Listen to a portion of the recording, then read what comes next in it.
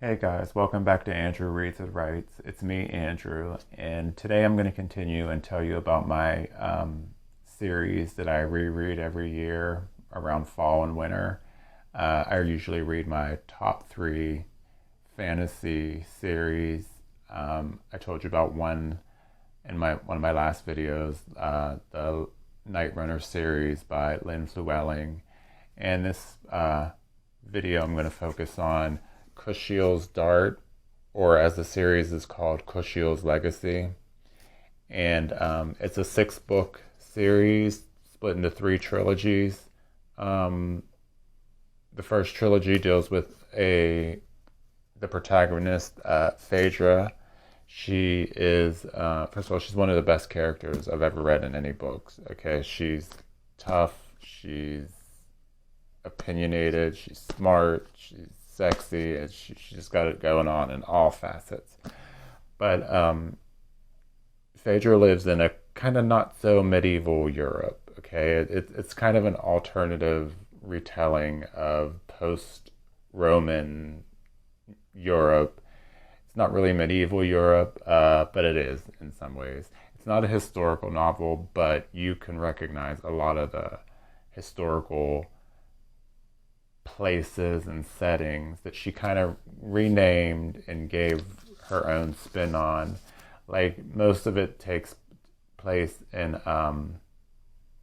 Phaedra's homeland, which is called Terre d'Ange, which is supposed to be an alternative France. And then there's down south, there's La Serenissima, which would be her version of Italy. And then I'm looking at the map here. The Iberian Peninsula they call Aragonia, where the Germanic tribes of this time and place live, they call Scaldia. And then the British Isles they call Alba, and so on and so forth. So it's kind of like I said, it's an alternative retelling set in a medieval type France, and it's a great book. Phaedra, just first, let me just give you a little background on the religion, because the religion in this book plays a huge part about it. It's kind of like a offshoot of Christianity that starts everything, or centers everything, I should say, in Terre d'Ange.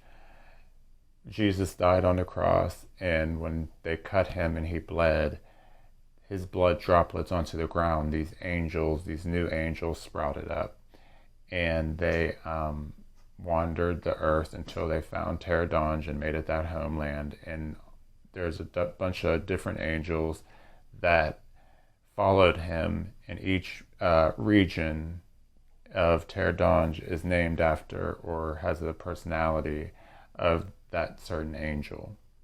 And the city of Ella is like the capital city. Phaedra, she's abandoned as a child and raised in what they call the night court. And they have different houses in the night court.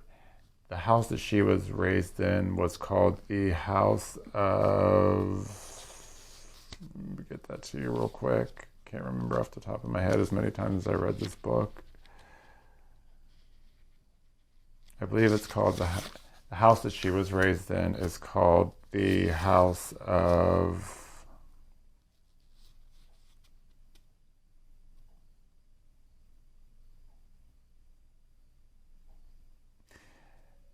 Phaedra was raised in Jasmine House in the Night Court.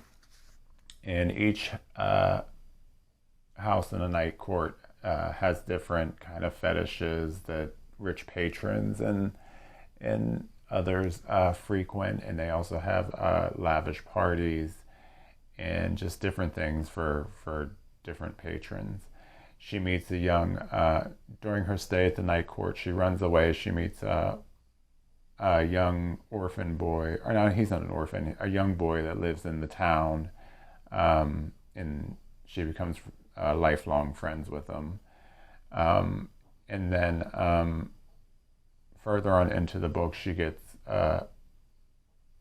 noticed by a very well-off patron named Anafiel de Courcelles, and he notices something unusual about Phaedra. Phaedra has been born with a mote in her left eye, a red dot, which signifies that she's been touched by Kushiel, who's one of those angels I told you about. And he is like the angel of, the best way I could describe it is he's like the angel of pain. And Phaedra, what they call her, having that mote, they call her an Ongeset, which is, and they're very rare. And her, she has a addiction, I guess you could say, to wanting and needing painful experiences, not just sexually, but emotionally, spiritually. She also follows another angel. Her name is Nama, and this is more like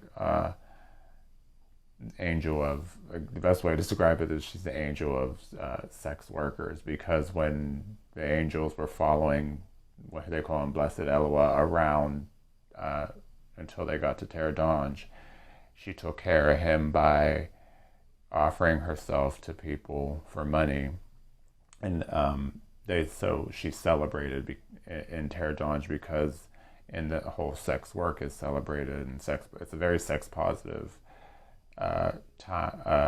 city and people in this place. And so that's just a little bit of the backstory. Suffice it to say, Phaedra gets adopted by Anafiel. She has another stepbrother that's living there whom she becomes very close with. And through Anafiel, she also meets a woman that she becomes obsessed with. And Anafiel is a person who is very, very involved in court intrigue and spying. They call him the spy master, horror spy master, or spy master of horrors, or something like that. And he trains Phaedra and her stepbrother to be spies and to use the arts of Nama to get, to secrets. And they go on and find out information for Anafiel. Well, some big intrigue comes their way, and some stuff happens, and it takes Phaedra on a long journey, epic journey. This book is epic, through all the lands of the world. I guess you call it Europe. She never really names the continent, but it takes her through all the lands, and you recognize the history, and she kind of gets creative with it, but at the same time you can learn. It's a good way to learn from some history, because she did a lot of research, you could tell, and it's got the basics of what medieval Europe would have been like, and then added her own twist to it. So it's a really, really, really good, interesting book. And like I said, when you look at the cover, you don't get all that from this. You might just get that it's some sort of fetish sex fiction book, and it's just clearly not. It's just really epic fantasy along the lines of Game of Thrones isn't my favorite fantasy, but a lot of people look at that as the gold standard of fantasy, and it's Kushiels' legacy, Kushiels' Dart, is along those same lines. Like I said, there's 6 books. I know in the first 3, which are my favorite, like I said, there's Kushiels' Dart, and then there's Kushiels' Chosen, which is the second book, and then there's Kushiels' Avatar. And then there's 3 other books in this Kushiels' Legacy series that deals with another spin-off character from these books. And they're not bad. They're actually very good, but Phaedra and Jocelyn, he's another character in this book, are just they're like Fitz and the Fool from Robin Hobb books. That's the best way I can describe them. It's just you get so involved with them, and they make you feel, the same way if you're into Robin Hobb's books, that fits in the full Have You Feel. So I hope you check out Kushiels Dart. If you have read it, let me know down in the comments. Let's talk about it. I love to talk about this book. I love to talk about the series. I love to talk about all books in the series. Let me know if you read it. Let me know if